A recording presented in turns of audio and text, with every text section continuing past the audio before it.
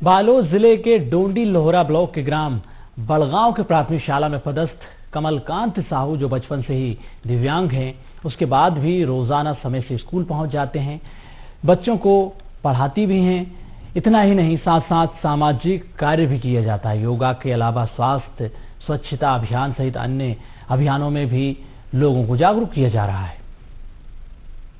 शिक्षकों के लिए बने मिसाल,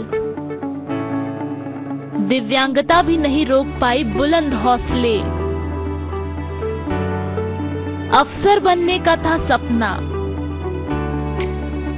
लेकिन शिक्षक बन के कर रहे समाज सेवा। शिक्षक सिर्फ विद्यार्थी ही नहीं बल्कि एक समाज को भी दिशा देने का काम करता है। शिक्षक दिवस के मौके पर शिक्षक के रूप में मिसाल कायम करने वाले एक ऐसे शिक्षक के बारे में जानेंगे जिसने अपनी दिव्यांगता को कभी अपनी कमजोरी बनने नहीं दिया, बल्कि दूसरे शिक्षकों की तुलना में कई ज्यादा सक्रियता से अपनी नैतिकता और सामाजिक सरोकारिता निभा रहे हैं। वो कहते हैं ना, अगर कुछ करने की चाह हो तो पत्थर से भी पानी निकाला जा सकता है। ऐसा ही हौसला रखने वाले कमलकांत साहू मात्र 9 महीने की उम्र में गलत टीकाकरण की वजह से दिव्यांग हो गए थे और आज भी वह इसका शिकार हैं। कमलकांत एक बड़े अफसर बनना चाहते थे, लेकिन मेडिकल अनफिट के कारण उन्हें हर बार हार का सामना करना पड़ा। लेकिन इसके बाद भी कमलकांत ने हार नहीं मानी और एक शिक्षक बनने की राह पर चल पड़े। शिक्षक बनने के बाद किए नेक काम, स्वच्छता अभियान की शुरू की पहल, अस्वस्थ लोगों के लिए किए कार्य, स्वस्थ जीवन जीने का शुरू किया अभियान। शिक्षक बनने के इस फैसले को चुना और मेहनत करने के बाद 20 अगस्त 2008 को कमलकांत साहू शिक्षक बनकर स्कूल में पढ़ाने आए। फिर चल पड़ा एक ऐसा कारवां जो शिक्षा देने के साथ साथ सामाजिक कार्यों में भी कार्यरत हो गए, जिसमें स्वच्छता अभियान की पहल की।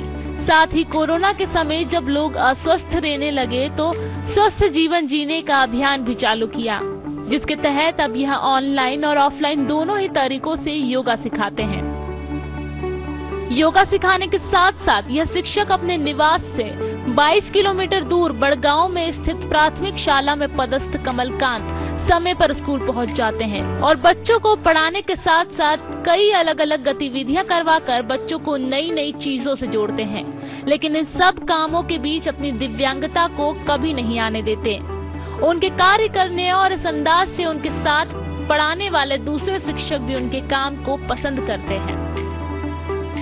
कमलकांत साहू सर जी जो हैं वो दिव्यांग जरूर हैं, पर हम लोगों को कभी एहसास ही नहीं हुआ कि वो दिव्यांग हैं। वो शारीरिक रूप से भी एक्टिव रहते हैं, बच्चों को पढ़ाई करवाते हैं और बाकी कार्यों में भी उनका सराहनीय प्रयास रहता है।